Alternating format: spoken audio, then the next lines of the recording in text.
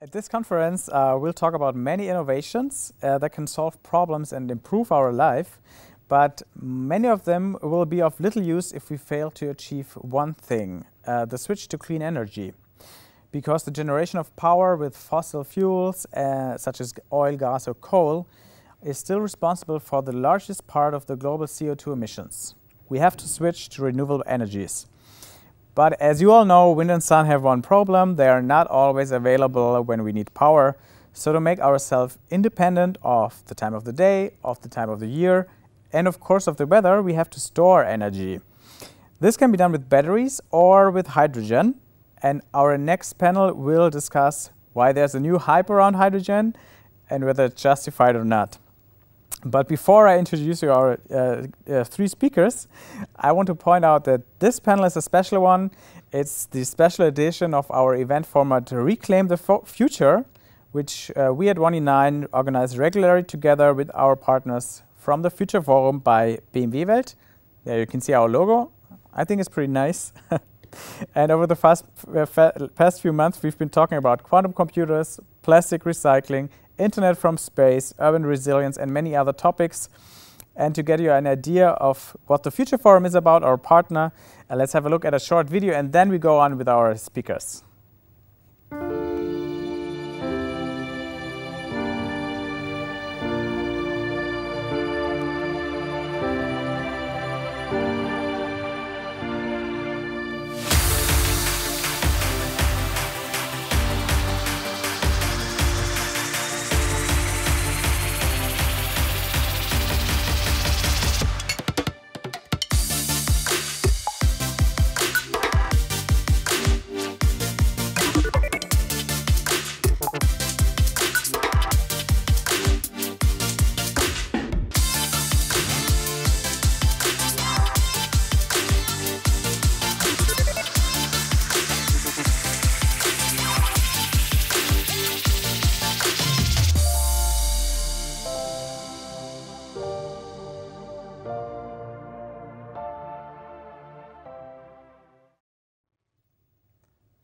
And now it's my pleasure to introduce you our speakers. Please welcome Dr. Jürgen Guldner.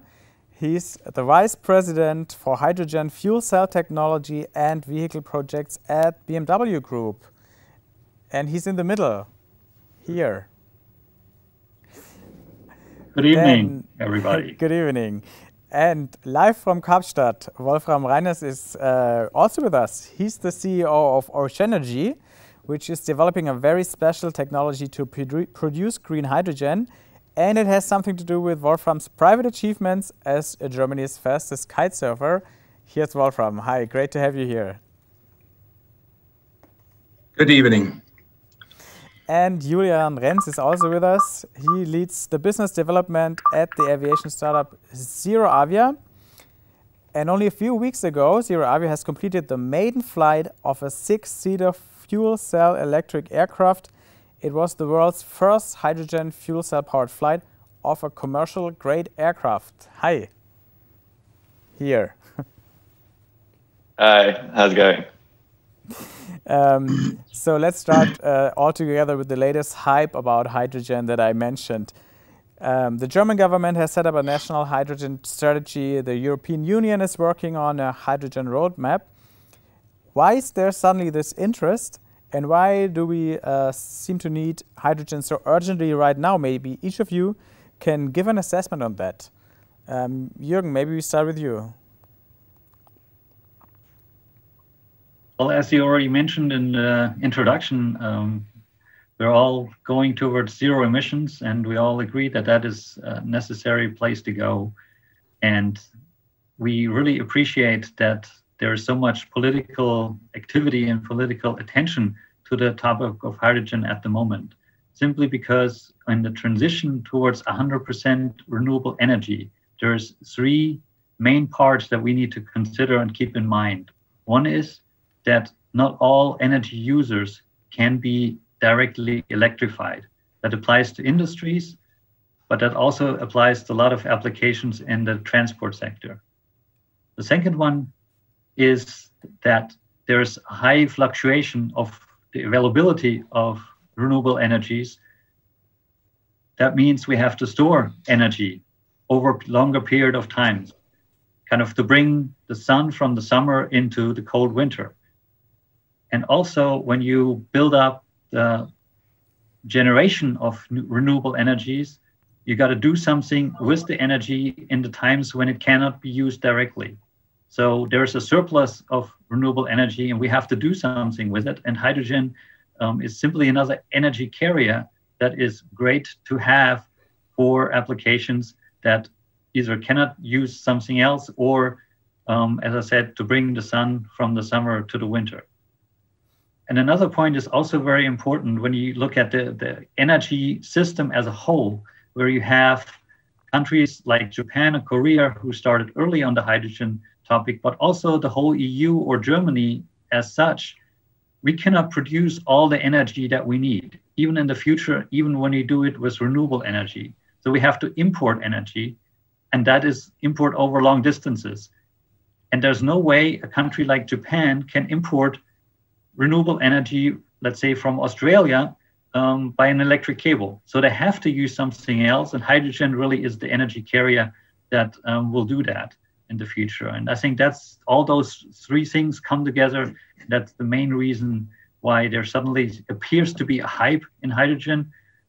As I mentioned, other countries in Asia have worked on this for some years already, so it's not a surprise to us. Just look at the report of the International Energy Agency last year that came out that kind of summarized it all and put it all together in a big perspective that really helped to paint a big picture and explain why hydrogen will play a major role in the next few years. Wolfram, maybe you can add to this from the point of view of a startup. How are you experiencing the current situation? Is there more interest, and why? What are the reasons that you think there might be this interest? Yeah, so this is what I agree with what Jürgen said, but there's some more aspects to it. In the last 15 years, the energy transition was focusing on electricity, and now comes basically the second wave to focus on fuels to use in transport and mobility and in industry, with the objective to defossilize these the e-fuel route, and you have the hydrogen route. And both are manufactured from electricity. So what is the difference? When you go to e-fuels route, so e-fuels, that's e-gasoline, e-kerosene, e-diesel, SNG, so synthetic natural gas, ammonia, methanol. So there's different ways, but it's usually it's liquid or gaseous fuels. And the beauty of these is you can reuse your infrastructure for storage and for transport. You can reuse your pipelines, your networks, your tanker ships, your tanker trucks, your petrol stations. But if you go that route, and if you need more electricity for that, and if you go the hydrogen route, and this is where it comes in, you need basically only half of the electricity to produce it. But the downside, you need an infrastructure. You need to build a hydrogen infrastructure for storage, for transport, and you need to build new applications, new usage devices, so new cars, fuel cell electric cars, buses, trucks, ships, aeroplanes. And I think this is where Jürgen and Julian comes in. So that's this interest in hydrogen is less electricity, more fuel, but you need the new infrastructure. Julian, are there any technological breakthroughs or advancement that also caused this new interest? Can you build better things now based on hydrogen fuel cell technology? I mean, basically, as I say, you need half of the electricity, right? I mean, if you use fuel cells and electro engines of that, you have a very high physical efficiency. Not like in the combustion engine. A combustion engine turns most of the fuel actually into heat. And that is why a combustion engine car, and it's a cooling system, it gets hot. And so this is not what you want. You want to have mechanical energy. And And this is why a fuel cell car is an electric engine. It hardly gets warm. It transforms about 90% of the energy into mechanical energy that you bring on the road or into the air or at the ship into motion. And that's the beauty. And there's, of course, right, like Julian, just building on Wolfram can you said, add something? Yeah. There is an element also of just, you know, technology maturity coming in. So, you know, everybody always knows the example of how Tesla, right, entered the automotive world, and they took incredibly mature technology from, you know, laptop batteries, literally, and built cars with it. Now, I think in the whole hydrogen ecosystem, we've reached a similar point at this point where there is actually technology that's mature enough. And that is one on how do you produce green hydrogen, most importantly. Because say, right, like 10 years ago, the technology just even to produce zero emission hydrogen just wasn't there. And now it is. Now I can actually go to, you know, 10 different suppliers and just pick the kind of infrastructure that I want and buy it and build it. And I can not only produce the hydrogen in a zero emission way, I can also now actually use it. So, you know, for us, it wasn't rocket science to take hydrogen and take it into the airs. We literally started with what the automotive industry has developed over the last 25 years, that the automotive industry, and, you know, including BMW, of course, has matured over the last 25 years. And now it's in the point when you can actually use it in a lot of different applications and really start making it commercially available. Cool. Before we look into... I completely agree that the maturity is there. Sure. I think the next step really is scaling, because scaling will bring the price down, and that is the same for, you know, the production of green hydrogen. It is very clear for us that the hydrogen of the future has to come from renewable energy, and the basic technology now is mature enough, and we just have to scale it. And scaling means really going into big numbers, big production. If you look at the EU concept, then half of it about is to be produced in the EU from surplus renewable energy, and half of it is import from, for example, from North Africa. And you know, when you look a little bit further and want to decarbonize production of steel, for example, or cement, they need huge quantities of energy. And if you want to do that with hydrogen, and they actually are thinking about that. You know, I have colleagues at Thyssen Steel, for example, that are actively looking replacing the coal by hydrogen. Then you need large quantities and, of course, to a reasonably low price. And that's going to really bring down scaling will really bring down the price and help the whole industry to set it up and to get the economy going. Great. I actually wanted to ask you why it didn't happen so far, but you mentioned many points. Let me summarize. Wolfram mentioned that there has to be an infrastructure that is not there yet, that has to be built. Jürgen, you said it has to. The whole industry has to scale. You need large quantities, especially when it comes to industries like steel production. Julian said that one thing that is accomplished is that the majority of the technology is there.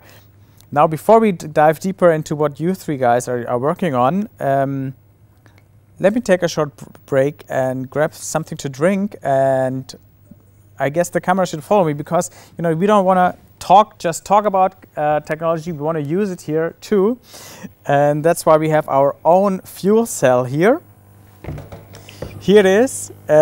We have a fuel cell that's powering our refrigerator. It's from a company called OCEANERGY. And they already have mobile energy solutions for mobile homes or boats.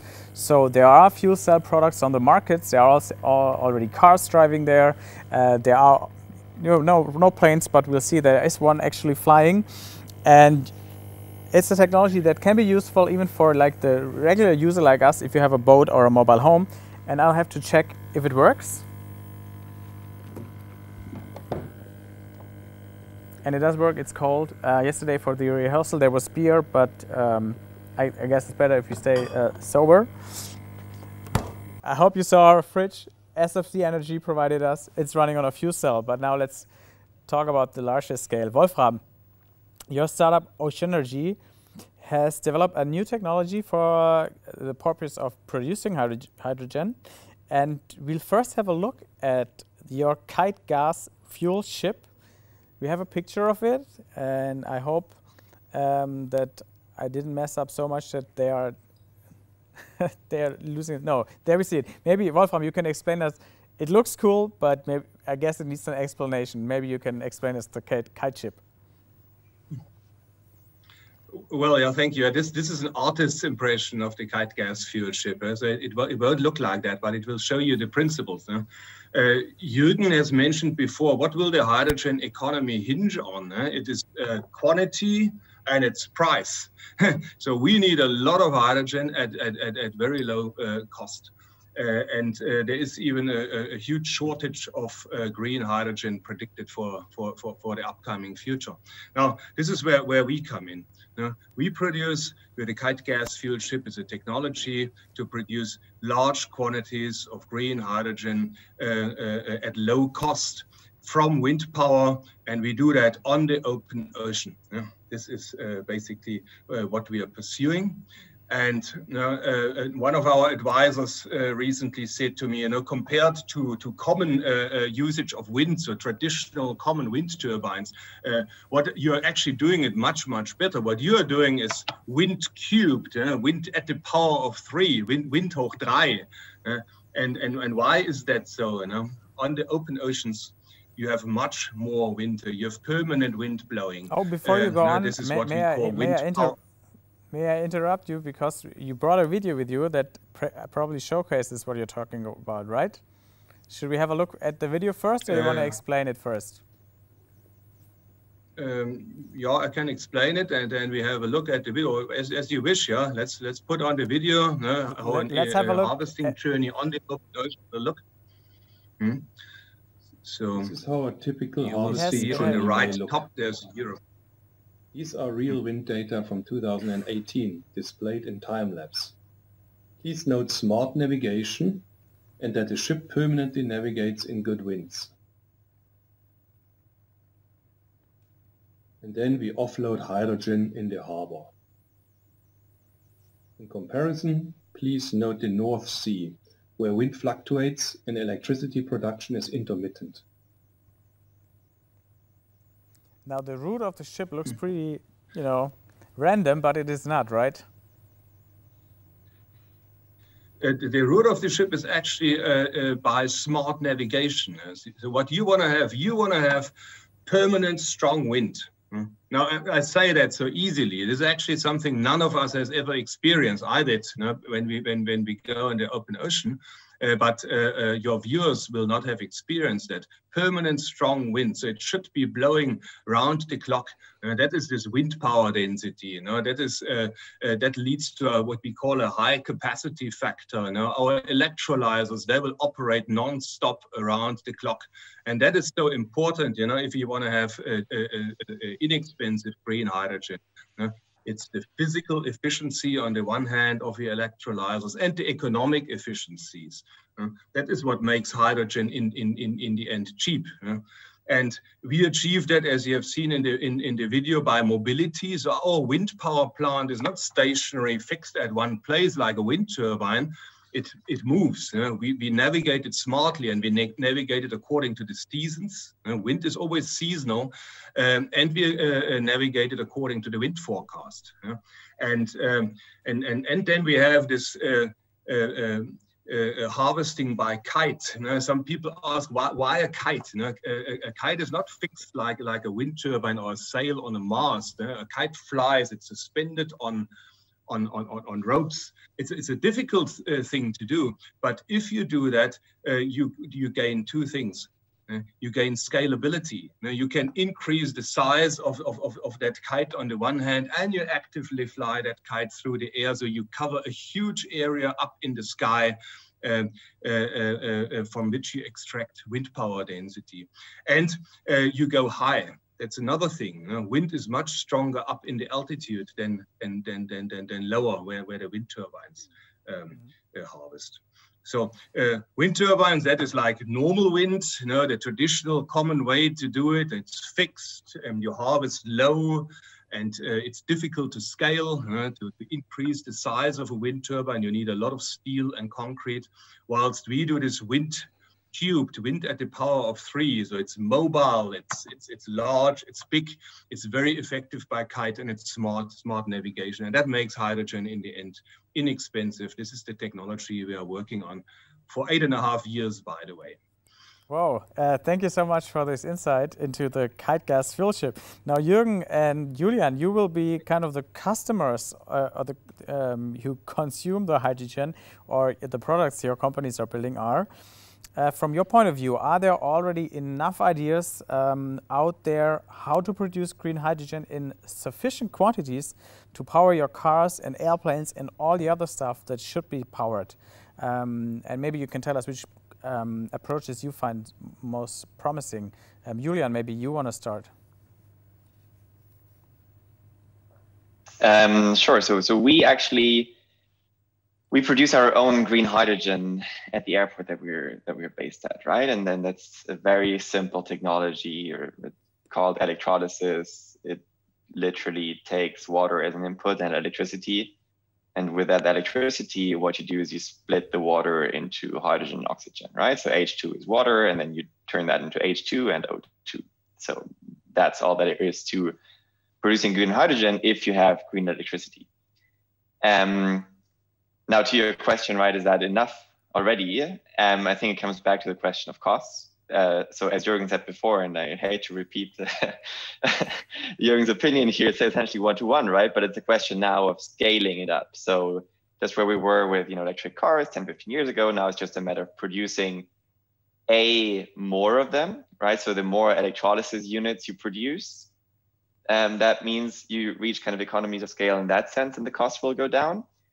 And the other thing you can think about is producing larger electrolysis units, right? And that's, I mean, something that Wolfram was just saying, essentially, right? You can do a relatively large electrolysis unit on a ship and power it nonstop. That would probably help to get down the costs. So I think, overall, technology is there. We need to start scaling it, and we need to kind of do that in every way that we can. Jürgen, looking at the production side, Julian already, quoted you on this, but maybe you want to add something? Actually, I think everything has been said. I mean, really, it's about scaling. It's about where the green electricity comes from. And I really, truly believe to get a good price, you have to use electricity when it's cheap. And there's 2 ways to do this. Either you get the surplus energy or the surplus electricity from the renewable energy from wind turbines, solar, and so on, or you go to places where there's abundance of renewable energy, and that is the ocean, that is the coast, that is, Africa, Australia, and so on, with a lot of sun. And then we need to build electrolyzers, lots of them, and the cost of them are going down too. So there's big investments going on in that area, and we're very confident, and within the next 10 years, we will see a huge increase in the production of hydrogen, which will bring the cost down significantly. Great. I think if I may add there, I think there's a common misunderstanding, with that excess electricity. I mean, that's what you find in the newspapers. When the wind blows and the sun shines, particularly in Germany, we suddenly have a lot of green electricity that you can't use, that you actually throw away. And the thought to use it for electrolysis, to turn it into hydrogen, that is quite close, and you would think that works, but it doesn't. If you use excess electricity, which is like available, let's say, less than 10% throughout the year, this hydrogen will be too expensive. And that's the thing with the capacity factor I mentioned before. You want to have this electricity around the clock throughout the year, at least 60, 70, 80% of the time. Otherwise, this hydrogen will become too expensive. Great, and that leads me leads me to the next question, because Jürgen, unlike some major German competitor, BMW is constantly developing its fuel cell car, but you could also use batteries, and they might run well on this excess energy. For example, if you get your own solar energy at home, what's wrong with batteries? Why you're still betting on fuel cells and hydrogen? There's nothing wrong with batteries, really. Except for the ones of my mic. Exactly. You have to charge them a lot. No, seriously. I mean, there's really nothing wrong with batteries, and I really want to put something straight here. We see it that the mainstream will be battery, at least for the passenger vehicle sector. The mainstream will be battery electric vehicles and plug-in hybrids. And we've been working on those for many years. Our first vehicles were the BMW i3 and the i8 in 2013. And since then, we have continuously been improving them, introduced more models and so on. We announced that by 23, we will have 25 electrified models in our portfolio. And that's only a time span of 10 years. And 10 years is, for our industry, is very short for such a massive effort. So no, there's nothing wrong with it. But we see that there are customers and their mobility needs that maybe cannot be met by direct battery electric vehicles. And that is our customer focus and our customer orientation here, where we say, customers who travel a lot, who have a high demand in flexibility in their daily mobility, or simply who don't have regular daily access to electric charging, they might prefer to have another option for their zero emission mobility. And that's why we're still developing fuel cell vehicles. And by the way, we're not the only ones. There's other OEMs in the world who are pursuing this. Toyota, Hyundai, Honda, just to mention a few. There's several Chinese OEMs that are pursuing it. So I think we believe we're on the right track here. Of course, there's a lot of work still ahead of us, but we always see it as a combination of things and of options for the customer, because at the end of the day, when you really want to have the whole population, everybody in a country go to zero emission mobility, then we think it's easier to reach everybody if you can offer them a choice instead of telling them, well, this is the one solution, take it. Yeah, but Jürgen is taking very much a BMW-centric view here. I mean, if we consider mobility as in its entirety, I mean, it's more than passenger cars, right? I mean, we are talking also about long-term, long-distance transport, about heavy-duty transport, so the buses, the trucks, which make many more kilometers per year than a passenger car. I mean, more than 100,000 kilometers. We're talking about ships, and I mean, there's a huge emission problem in international shipping, as we know. We're talking about aeroplanes. I mean, large passenger aeroplanes with huge emissions, and so on. So there is a problem with batteries in these areas, because you actually can't deploy batteries for long distance transport. But even looking at passenger cars, there's, in my view, a problem, and we shouldn't be too critical here looking at the future. I mean, everybody knows about the problems of lithium, cobalt, of child work abuse, and so on. So hydrogen is a real solution. We got it, but let's talk about passenger cars in a minute, and we will talk about airplanes that have just the problems that you described for large transportation by car, because airplanes have the same challenges. But let's go back to passenger cars just for a second. Jürgen, we actually have 2 pictures of the BMW i Hydrogen Next, but most of the people out there saw it already because it's your background, I guess. There it is. That's it. From the outside. I was really proud of myself that I could do that. Yeah, that was pretty amazing. But we do have the inside too, just to give you an impression. There you go. That's the technology. That's what's inside the car. Special view here. In the front, you see. Yeah. Do you mind if I explain it real quick? In the front, you see the fuel cell system. It really goes into the engine boost, pretty much one-on-one replacement. And then in the middle, you see 2 hydrogen tanks. They take about almost 6 kilograms of hydrogen. They fit one in what we call the tunnel of the car, and one under the rear seat. And that enables a range of about 500 kilometers. And in the back, we have the electric motor on the bottom. And on top of that, there's a small battery that gives extra power, kind of as a boost battery, and also to regenerate battery when you're braking and so on. But it Now has it's a small battery. It doesn't have much energy content, but a lot of power. Now give us maybe And the by the way, I timeline. do agree with Wolfram that. Sorry. Could you? Okay, the agreement with Wolfgang is noted, but maybe you could give us a timeline when we might see more hydrogen cars out there. Yeah.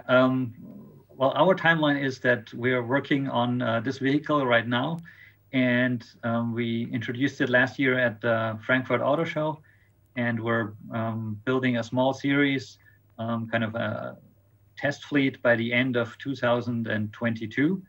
And then we're of course working on the next generation already as well. And a real first customer product from us, could come in the second half of the decade. It hasn't been decided yet, but that's kind of what we're thinking. If some of the conditions that we need come together by then we can bring a real customer model to the market. The conditions are basically what we discussed before: infrastructure at the gas stations, availability of green hydrogen at fueling stations, and we see a lot of development in this area. We also see that, and that's where I really agree with Wolfram, trucks and long-distance buses don't have the electricity to battery option. So the heavy-duty trucks will go to hydrogen, almost certainly from our perspective. And we see a lot of synergies, not only in technology for the fuel cell, but also for the refueling infrastructure, because the hydrogen is the same that a truck uses and a passenger car uses, right? It's always hydrogen. It's not as the diesel, there's diesel, truck diesel and passenger diesel. No, it's the same. It's the same molecules. And a gas station could be built such that you can, gas up a truck on one side and a passenger car on the other side. And as Wolfram mentioned, they have trucks, have a much higher throughput with using hydrogen because they travel much more and so on. So there can be a joint infrastructure, and that could help again the whole industry here. Mm-hmm. Now we talked about a ship that, well, it's not using hydrogen but producing one. We talked about a car. Now let's go up into air. Julian, your company ZeroAvia is building the High Flyer, which we can see in a video. Maybe we can start the video. It doesn't have voiceover, and it's a plane with a fuel cell. And a few weeks ago, you made a real breakthrough with this plane. Maybe you can tell us about the breakthrough and the technology of this this plane. Sure. So what you see here actually now is the largest hydrogen electric plane in the world,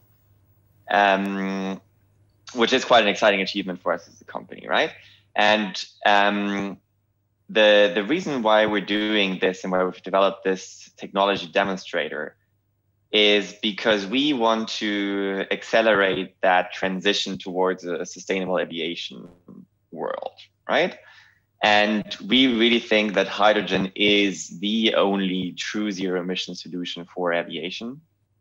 And that is because kind of, as you move through the different sectors, and I think Jürgen and Wolfram, they both just already highlighted this, aviation is kind of the culmination of two things. And that generally, right, like for everybody listening and watching, is a good way, I think, to think about when does hydrogen make sense. It's one, if the product you use hydrogen for to power it is used a lot, right? And that's true for buses more than for cars, for trucks more than for buses, and for airplanes almost most of all, because every second that an airplane is on the ground, right, it doesn't earn money. So the aircraft needs to fly as much as possible. So that's beneficial for hydrogen. And the second thing is, the second kind of, axis, if you want to think about it that way, is you need to think about how much energy or how much fuel do you take up as share of the total weight of the system. So for a car, right, as Jürgen said, it's kind of 6 kilos of hydrogen is sufficient to power a, I guess, 1 to 2 ton vehicle. For airplanes, the actual fuel mass can be up to 30% of the total aircraft mass. And that just, again, makes hydrogen a much more interesting solution than, for example, batteries, because, and that comes back to the core physical fundamental principle, hydrogen itself is the most energy dense substance in the world on a per weight basis. And so that's, in principle terms, is very attractive for airplanes, because what you really care about is to take as little weight as possible up with you into the air, because every kilo that you have to lift is, less passengers that you can take or less range you can achieve. Thank you. And now we'll have a look. Liquid hydrogen, Julian? So we can't hear Wolfram again, but to answer Jürgen, I can answer your question. Answer your question quickly, and then I have more. Okay. No, so we're actually, like what we stand for as a company, right? We want to be the most practical zero-emission aviation company. So it means demonstrate what's possible with today's technology. And we think the first market where you can actually enter is this kind of, 20-seat and below aircraft size. And for that, we think compressed hydrogen is actually sufficient in terms of energy. If you want to go to larger aircraft, which is totally possible, then you would have to move to liquid hydrogen.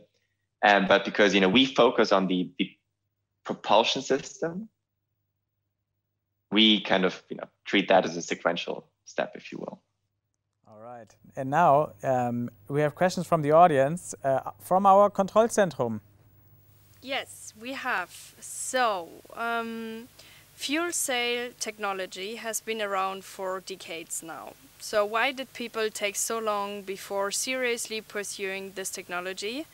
And did it really take the threat of climate change to make it happen?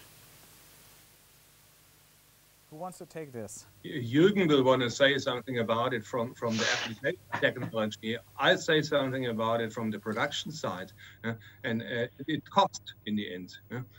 Using this technology is clean and beautiful, and exhaust is pure water only, and it's fully sustainable and all the good advantages, but it's expensive to produce. And that is where we come in, OCEANERGY and the kite gas fuel ship. I mean, I've explained, we go where there's permanent strong wind and so forth.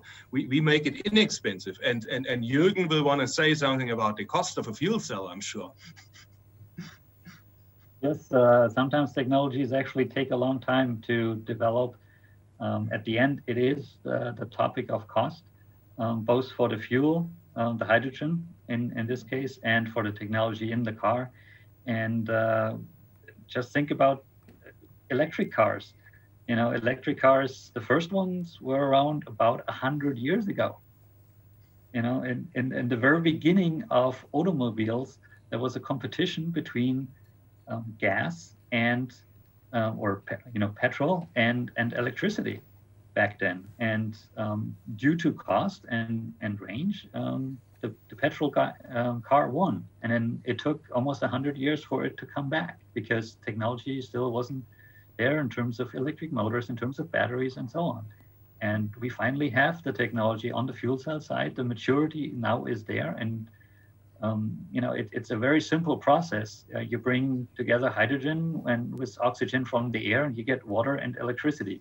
Yes, in theory, that is simple, but the technology that goes in it, that is not simple. That is quite complex and requires a lot of research and a lot of development to actually have it in a state where you can now scale it and produce it in numbers that we can actually roll it out. All right, we have one more question from the audience, please. Yes. All right, so what's about Hyperloop? Do you reflect as BMW that important technology in your forecast? And can we also perform the Hyperloop by fuel cell technology? Okay, now, Jürgen, that one's for you. Are you already building a Hyperloop with a fuel cell? I actually don't know how the Hyperloop is powered. I assume they use electric power. So yes, they can use hydrogen to power it. But there are no secret plans with the at BMW? Sorry? There are no secret plans at BMW that you might tell about? No, not really. Yes, Okay. of course, we know about the Hyperloop. We do believe that people in now and in the future will want to have individual mobility, and that's what we stand for. And of course, we're working with cities and so on to integrate individual mobility into public transport and other systems of transport, but that is a whole different story. Thank you so much. Unfortunately, we are already at the end of our panel. Thank you so much, Julian, Jürgen, and Wolfram, for this insight into what you're working on, but also into the bigger picture of the hydrogen economy. I think that sounds promising, what's happening out there. For all of you who want to know more, there will be a Q&A in the Q&A Zoom channel with Jürgen just after this panel in a few minutes. And thanks to all of you. And make sure to not miss the next Reclaim the Future edition on November 27th from the Future Forum.